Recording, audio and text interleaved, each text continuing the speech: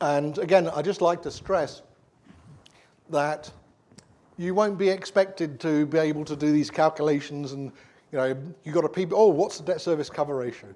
The idea is that when you're running PPPs, PPP tenders, and your advisors say, we need to achieve this, or we need viability gap funding, or maybe when your bidder comes in with financial close and he says, well, the banks say I need a debt service cover ratio of 1.3 and I need some extra money. At least you'll understand what he's talking about and be able to make a reasonable definition. So we've got a couple of relatively short hot topics now. One of them is direct negotiations. Most of the time, you would have a competitive tender for a PPP because you get the best result. You get competition, you get pressure between bidders, and it doesn't rely on your negotiating skills, or mine as an advisor.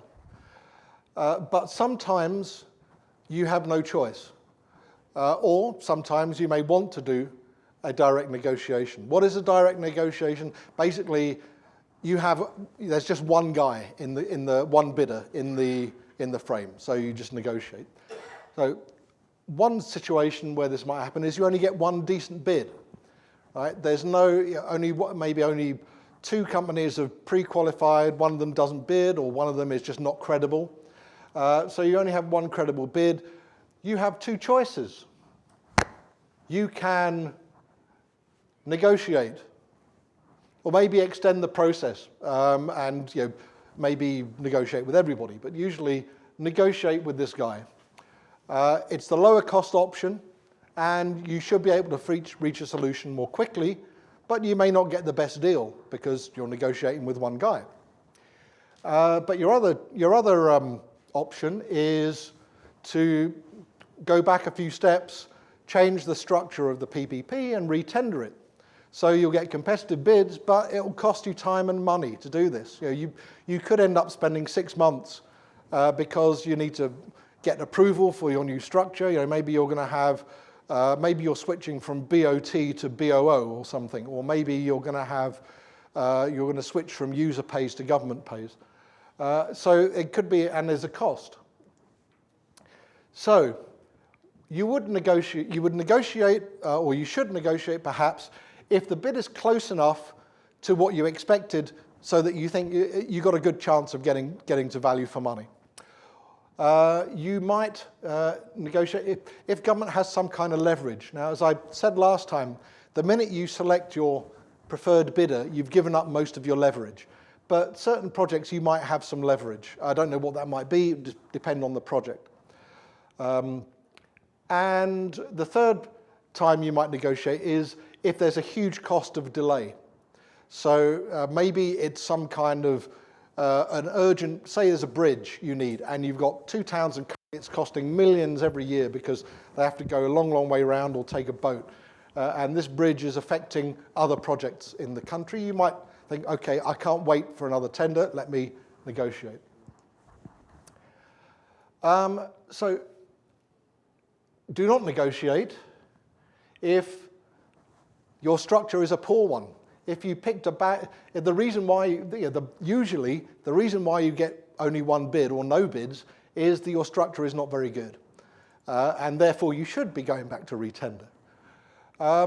If the only bid you get is miles away from where you wanted to be, it's going to be really hard to get you back to somewhere where you can accept. Or if you have little leverage, which to be honest is going to be most occasions where you only have one credible bid, you're not going to have much leverage. You won't be able to say, if we don't agree with you, we'll go to the number 2 bidder, because he'll know there is no number 2. If timing is not so important compared to value for money. And finally, if this guy here, it could be that your whole structure is so poor that no sensible bidder would bid. And the only reason you've got this guy in there is that he's an idiot.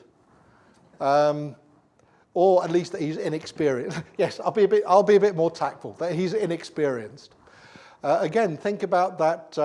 Yogyakarta bus terminal project. We had an apparently inexperienced bidder who didn't need an SPV and an inexperienced public authority, and ended up with a project that didn't work. So it could be that you've got one bid, but the reason you only got one bid is that your project is not a good structure to start with. And even if you've got one bid, better to go with a restructure and retender. So sometimes it takes a failed tender to force expectations to adjust. In my experience, it is sometimes the case where the government side will have certain expectations about the profitability of a deal. Or there might be policies. There could be something you say, well, we need to pay at least this much tariff, and the minister will say, no, I'm not going to pay any more tariff than this. And sometimes you have to have a failed tender just to get the message home. There are two other situations where you might negotiate directly, as per the World Bank. One is if there's only one possible supplier.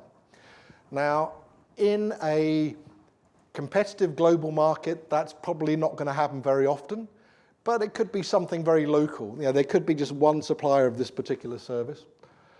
But the other more common one is if you've got a national emergency or a disaster and you need urgent work. You're not going to sit there for 9 months going through a tender process while people have got no water, unless it's the Puerto Rico power sector.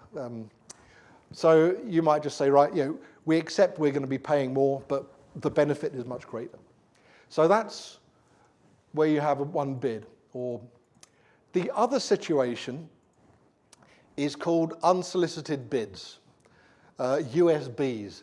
This is basically when you're sitting in your office one day and you get this letter through the post, or a guy knocks on your door, he says, have I got a deal for you? He says, I'm a private sector guy and I've just identified this fantastic project that really fits in with your plan. And I know it's not in your plan now, but it's great. And it just so happens to be on land that I own, but that's fine. So the investor comes up with a proposal, which is not part of your announced program. And again, you have two choices. Except you don't have any choices at the moment, but in theory, you have two choices. You could negotiate with him. On the plus side, that rewards his initiative, right? Because he's innovating. He's put in some work to prepare this project. He's identified something. It may actually be a really good project. It may just be something you haven't thought of. It will be much quicker to negotiate with him directly, and you'll save the cost of tendering. On the downside, if it's just a one-to-one negotiation with no competition, of course, the risk is, firstly, that you won't have such a good situation, and there's a risk of corruption in some cases. So the other option, which is pretty much the only option, is to have to tender it and you say to the guy, I like your idea. I think it's really good to put a new power plant over here with solar technology. We hadn't thought of that before, but I'm going to run a tender for this. So thanks for all your hard work, mate, but you just wasted it. Now, there's a time and a cost to this, obviously, because you have to go through a tender process. And it may mean that next time somebody comes up with a great idea, they'll say, forget it, mate. I'm not coming to the government here because all they're going to do is have a tender. So there is some downside to this. So there is a compromise situation in some countries. They will say, we must have a tender. We're not going to do any direct negotiation for unsolicited bids because of all these negative things. So we will have a tender, but because you came up with this bright idea, Mr. Investor, we will give you an advantage in the tender. And there are some options here. One of them is called a Swiss challenge. It basically says, if you are not the best bid, then we'll give you the option to match that bid. So if you match it, then you win, which is reasonably good news for the guy whose idea it was, not such great news for the guy who put in the best bid. Or you put in a bid bonus. You say, okay, because you're in here, I'll give you an extra 10% of points in the evaluation. Or if you come within 10% of the highest score, then you've won it. So that's a bit less painful to the guys who put in the best bid, because if you don't put in something, if they're more than 10% better than you, they could still win it. A bit of a less onerous one, you just pre-qualify them automatically and say, we're going to have a tender, but since it was your idea, you don't have to go to the trouble of submitting this. If I was this guy, I probably would think, oh, great, it's not much of a benefit. And the final one is payment of a developer's fee. In other words, you say, you have to compete with everybody else in the same, on a fair basis, but we'll pay you something for the fact that it was your idea. Now, in the privatization projects manual, it clearly says that the policy in Saudi Arabia right now is there is no direct negotiation of unsolicited bids. You have two choices: either reject it completely and say, sorry, it's a crappy project, we're not interested, or we don't want to look at it, or you prepare it as a normal tender, and the USB gets, the bidder gets no benefit in the tender. If he wins, great, he goes ahead and does it. If he doesn't win, he could get compensation up to 1.5 million reals, and yeah, so it's a developer's fee effectively. What did he develop? Well, he came up with the idea in the first place. The idea of whatever PPP is, whatever the unsolicited bid is. So that's the whole point. He comes up with an idea that is not in your plan. And you look at it and think, oh, this is quite a good project, actually. I think, I'd like this project. But you don't talk to him directly. In our case, we would, if it's a good enough project, then you'll run a tender, and if he wins, great. If he doesn't win, he gets a bit of compensation, but not a lot. There's no guidance in the manual, and don't forget what I said about the manual is that that's being reviewed at the moment. So, to be honest, you would look at the likely cost of participating in the bid, and whatever you can get away with is the other answer. Now, my own personal view is that's probably not going to be very encouraging to potential bidders, particularly if they've done things like soil tests and stuff. They may have spent a lot more money on preparing and designing a project than that. Most likely it's not going to be compensated for this. That's an idea. Yeah, and in which case, the chances are you probably will not get many of the unsolicited bids anyway. So what are some of the critical success factors of PPP? Basically, the answer is all the good stuff I've been telling you about how to do a PPP, those are the success factors. So having a framework and a program, that's a good thing. Good project governance, so making sure you've got a project team. Having an owner and a champion. An owner of a project might be the minister or deputy minister. The champion of the project is somebody in another minister, somebody else in cabinet or in CEDA who's supporting it. An outside advocate, someone in a completely different ministry who agrees with you, maybe. Decision framework, stakeholder management, communications. Now, all of these are part of the framework that we have here and set out in the manual. So the stuff that I've mentioned before. But what it does mean is if you don't have high-level support within your sector for a project, it's going to be a lot more difficult. I've been in several situations designing and running tenders where it was not supported by the minister, maybe the world. I mentioned Tanzania, I was doing privatization, and at the time it was a World Bank policy that says you have to privatize, otherwise we won't give you any money, effectively. And the government was very reluctant, and it was like running backwards all the time. You need a good project structure and a good tender, all the stuff that we mentioned before. Value for money, a sensible project, well prepared, well structured, all of those stages that we've mentioned. You need market appetite, and you need a good investment climate. Market appetite means there are bidders out there who are interested. And if you've got a good project, then you should get bidders. That's basically the way it will work. And similarly, the investment climate, which I know is a big priority of government in general as part of Vision 2030. So it's something that would help. But sometimes, amazingly enough, even if you do all of this good stuff that I've been telling you about, sometimes a PPP is not successful. Gasp. You might be shocked to hear this, but it is true. And in the World Bank definitions, there are two types of failure. There is absolute failure, where the whole thing grinds to a halt. Either the tender is cancelled, or there's no bids, or construction isn't finished, the SPV is bankrupt, or the assets are basically a pile of junk at the end when you're expecting them to last another 10 years. You can also have relative failure, and that is when your value for money, the outcome is less than you originally forecast. But I question this because it could be that the forecast is wrong, not the project. So it's not really a project failure, it's a failure of your forecasting, perhaps.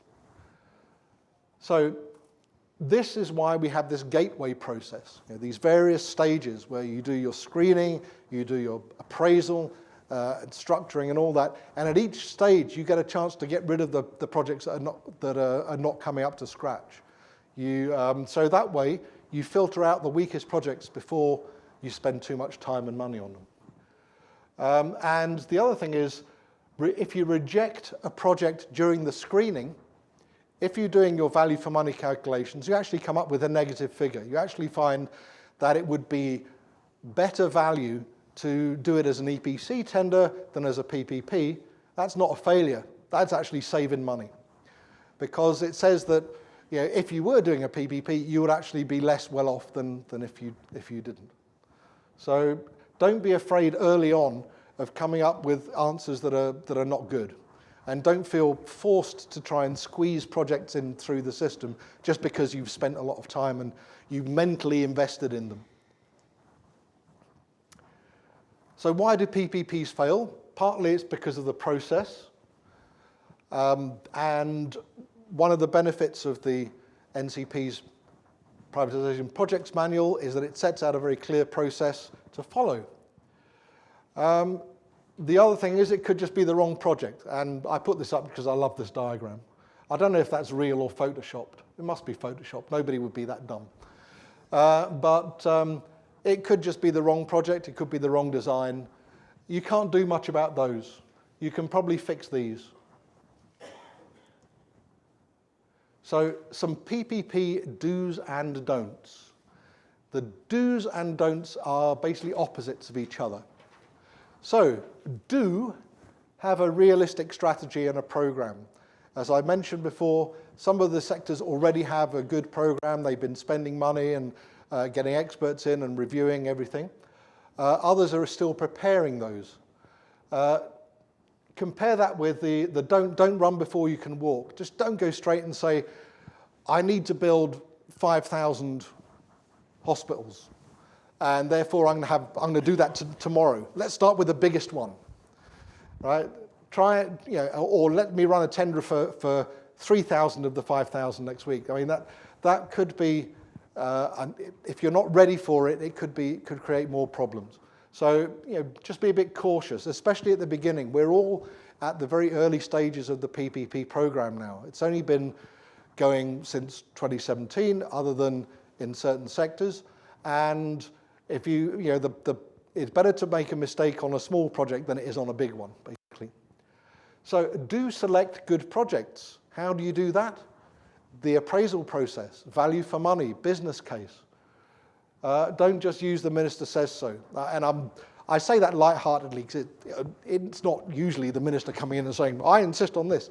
It's normally, you have a discussion, it's like, oh yeah, we should do this project as a PPP. The idea is, you still have to do the appraisal, regardless of how it was identified. Do budget the resources. Don't say, oh yeah, we want this PPP will save us a load of money, and let me start saving now by not having a transaction advisor. That would be cutting a corner, if you like. Or more realistically, and this happened on one that I was involved in, it was a road project, and they said, well, why, we haven't actually done the geotechnical surveys. Can't we just let the bidders do that? And that was a real problem. Do allow enough time. Later on, we'll be talking about how long this stuff is going to take in the next few slides, in fact. And don't set an unrealistic deadline. Every one I've done, the government has said, it's much too long. Do it and I always say, sure, I'll do it in whatever time you want, but you have to get all the data to me when I ask for it. You have to be prepared to take decisions within a week. This, and this. Now, that never happens in practice. So why don't you just set a realistic deadline instead of trying to run and catch up with yourself all the time? Do plan for contract management. And don't just reach a cliff edge, sign the contract and just leave it to the bidder. Don't drop the ball after closing. And finally, don't ignore the fact that private investors need to make a profit. Another tender that I was involved with, kept chipping away. They kept saying, oh yes, we'll do that, we'll get the investors to do that, we'll make them do this, we'll make them do this, without any quid pro quo. And at the end of the day, what does it mean? Well, you'll put risks on the private partner or they won't bid. So quiz, there we go. Which of the following is not an example of absolute failure? The contractor makes less profit than expected, no bids, no financial close, or the contractor goes into liquidation. It's A. Absolute failure is all the others, right?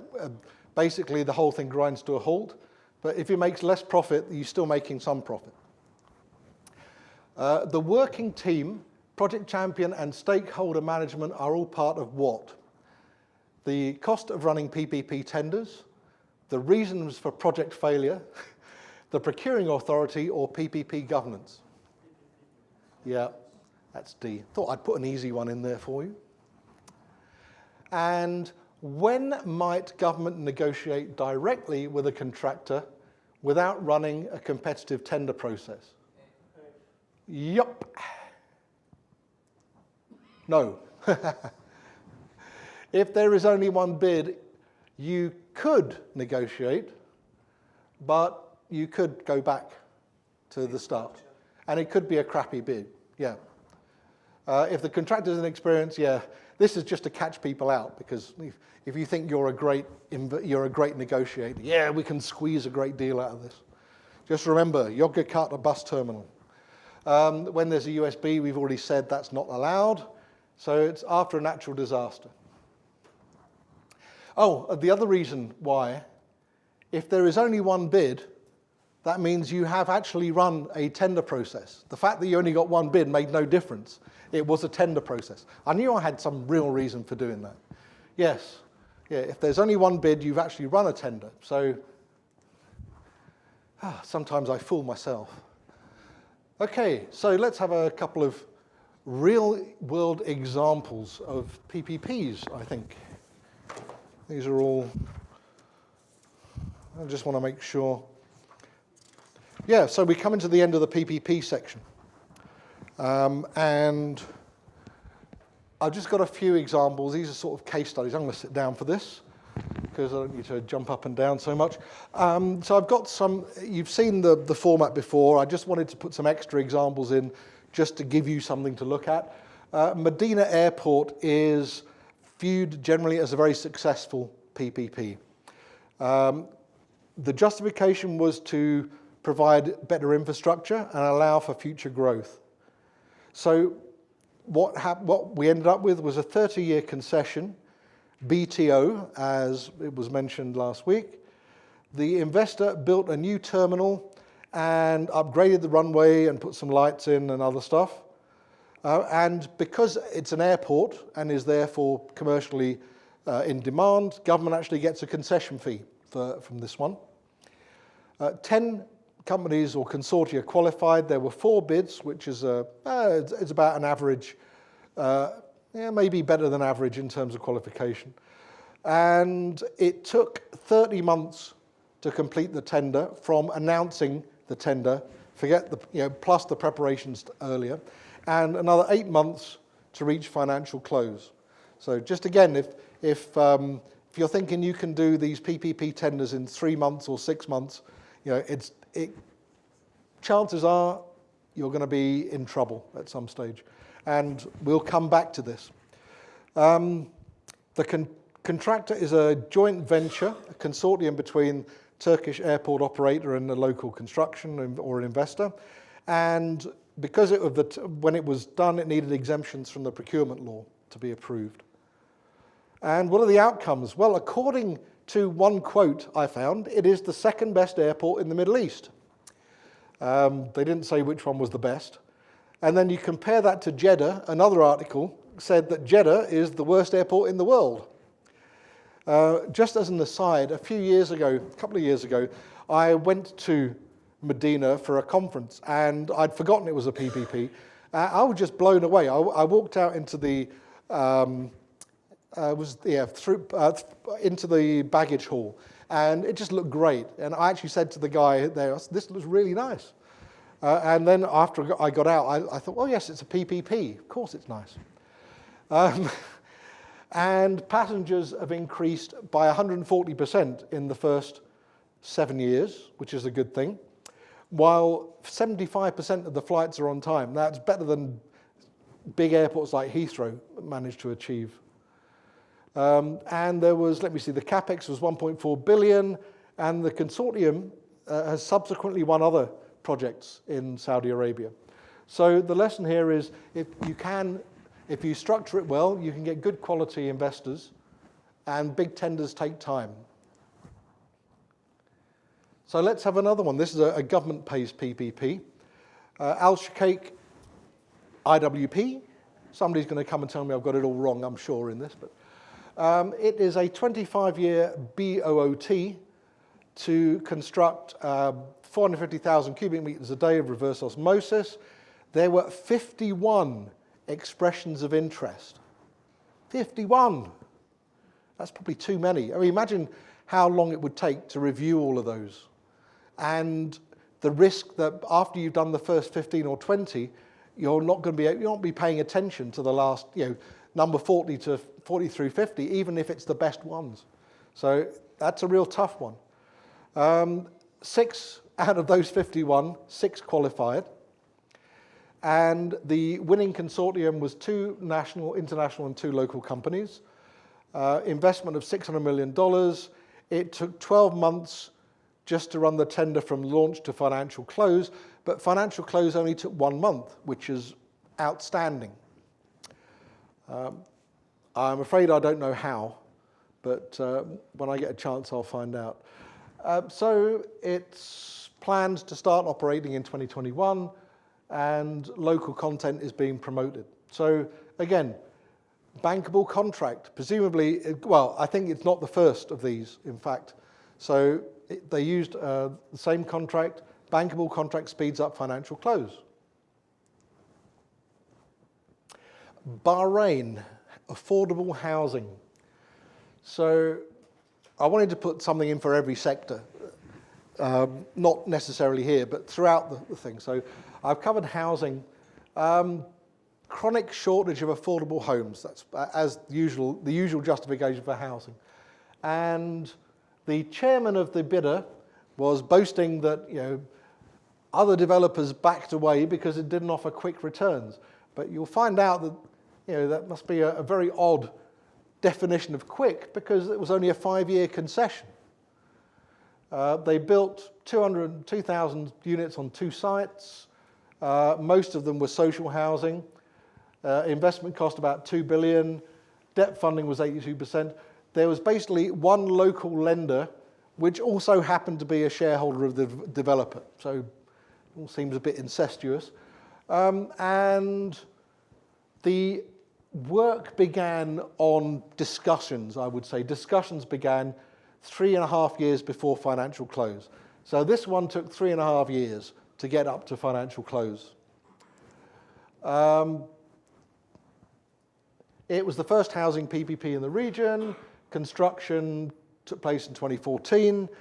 The pricing was set to basically make mortgage payments affordable, and the eligibility, no wonder the government supported it. Ministry of Housing staff basically got the first right of refusal, then poor people, and then finally the guys at the bottom, or the guys with most money.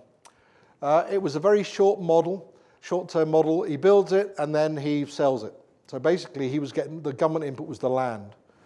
So this looks like it was a direct negotiation to me.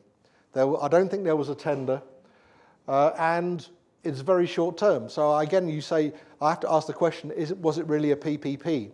A 5-year concession would just about make the target, but it's very short as a concession goes. But it does show that local lenders do have appetite for lending to PPPs. Next one, education. We've done housing. Let's have a look at education. Anwar High School, which is in South Korea. It is a government pays PPP under this new, at the time it was new, build, transfer, lease. The idea is that the users, the pupils, pay the government. Government pays a fixed rent or lease payment to the SPV. Government provides the education and the SPV manages the facilities. This replaced the previous model, which was build, transfer, operate, where the investors had to collect money from the students. That was too risky. And it was just one new school, 30 classrooms, 8.5 million project cost. Very low, very small project cost, but it estimated to save $2 million over the project life. So the lesson is that sometimes small PPPs can work, particularly as this was like a template. This build, transfer, lease thing is now used as a standard type of contract in South Korea. So in this case, the government is taking a fixed lease. Yeah, the government is paying basically fixed payment every month. They probably, I didn't look into it in too much detail. They've probably got some KPIs for quality of service, but most of it is being measured electronically. They're using IT to measure a lot of things. And 8.5 million is very small. And with schools as well, there is already an inspection process. People already go and inspect schools. So some of that cost would be incurred anyway. But there's a big case study on it, which if you look at the references section, there's a whole bunch of Korean case studies.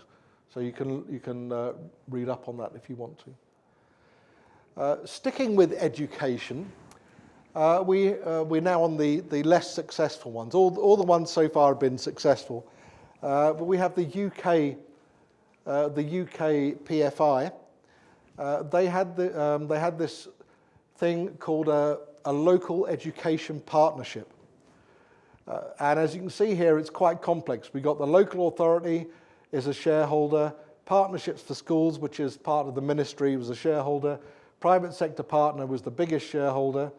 Then they have a separate SPV for a particular school and a separate design, build and maintenance contract, which was not with the SPV, it was with the LEP, and then a separate ICT contract for computer stuff. So these were basically 25-year contracts. The idea is you sign a contract with this guy for 25 years. He sets up this local education partnership, which is a joint venture, and then they have a right to build a certain number of schools. And for 10 years, they have exclusivity. The first 10 years, they're the only ones in that area that can build schools. The program was not successful. It was finished 10 years early in July 2010. But they still closed 67 projects between 2006 and 2014. Now, they stopped it in July 10, but obviously there were some tenders that were still ongoing. They had total capex of 4 billion British pounds, and the shortest tender took 9 months. The longest tender took 82 months, and the average was 34 months. So it was quite complex. What were the outcomes? Government reviewed this in 2009, just before deciding to terminate the program. Government spent $3.5 billion between 2006 and 2008 on CapEx, even though it was meant to be a PPP. Obviously, they didn't meet their target. By December 2008, they had planned to achieve 200 financial closes. They only managed 42. The tenders took longer. The strategy took longer. Startup costs were very high. And as said here, excessive use of consultants, large numbers of sample schemes or pilot projects. So it was eventually dropped. Probably it was too ambitious. Another failure, I love this case study. This is a transport one, parking meters. And this is what the parking ticket machines are like. And as you can see, well, you probably can't see, but there's a very rude comment written on the machine. Obviously, the users are not very happy. So what was it? Well, justification was not to improve bus services, by the way. Although it probably was. If you have a very poor parking thing, then maybe people use the bus. But no, the justification was actually because they needed money. So what was it? Well, basically, the municipal government of Chicago needed money. So they said, right, we're going to have a PPP for parking meters. We're going to have one contract. We'll give it out as a tender to a company who's going to have responsibility for all the parking meters for 75 years. And in return, they got $1.6 billion paid up front. The winning bidder was actually led by an investment bank. It was a financial investor. Now, I'm sure they would have had technical capabilities, but the driver was a bank. So it was about the money. The tender itself took only 9 months, and there was no financial close because they were really desperate. So what was the outcome? 700% increase in the parking rates for residential in the first 5 years, 300% in the business district, and 116% in the Loop, which is the tourist district. Subsequently, an evaluation found that there were errors in government's financial analysis, and they also, at the same time, had another lease of all their car parks to the same investor, and that had a similar price increase, bankruptcy, and legal action, because they started building new car parks, same as the Yogyakarta bus terminal. So, don't just do it for the money, is the moral of this story. And the other moral of this story, financial investors may have very different objectives to strategic investors. So you need to be a bit careful. But yeah, this was clearly, they were doing it for the cash. So they just did a real quick and dirty, and clearly you can imagine the financial investor said, we'll give you the money today, but we need full control over tariffs. And this is what happened. What did they go for 75 years? So long. I would imagine they would have insisted. You know, they just wanted the money. So extending this is basically what they're doing. They're giving you an exclusive right to take all the money from car parking. And the longer you have this, the more money they're going to be willing to pay up front. And since they just wanted the money, they signed it, basically. It's the same, it's the same with, we'll get to privatization, but if government wants to have more proceeds from privatization, you basically build up the company in advance, and you basically give it exclusivity for a lot longer so that guys can make more profit.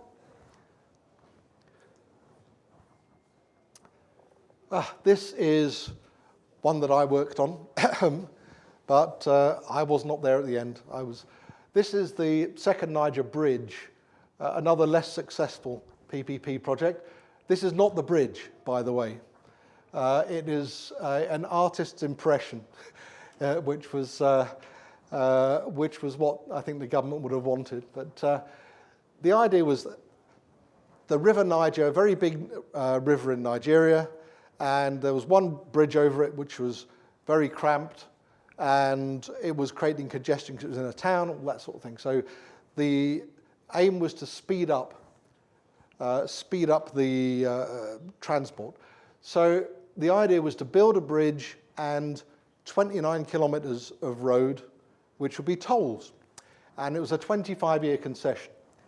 Government said right at the beginning, without any prompting, we're going to put $82 million in this from our sovereign wealth fund, which was good, made it attractive to bidders and more attractive.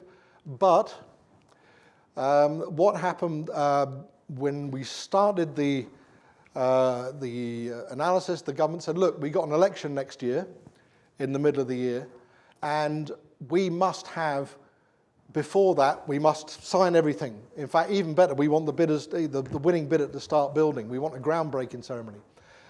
Therefore, the minister said, I want to appoint a preferred bidder by the 1st of January, and this was mid-October. And they had pre-qualified, but they had no other analysis. There was no studies.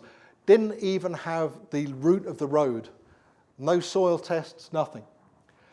We had to get a LiDAR because we didn't have time to do soil tests. We had basically this LiDAR thing, which is something in a plane that flies down the route and it sends signals, and they managed to map out the soil with that. So, in fact, despite the fact that they needed to finish in 6 months, the actual process, I found, took 83 months. I was not involved for most of that.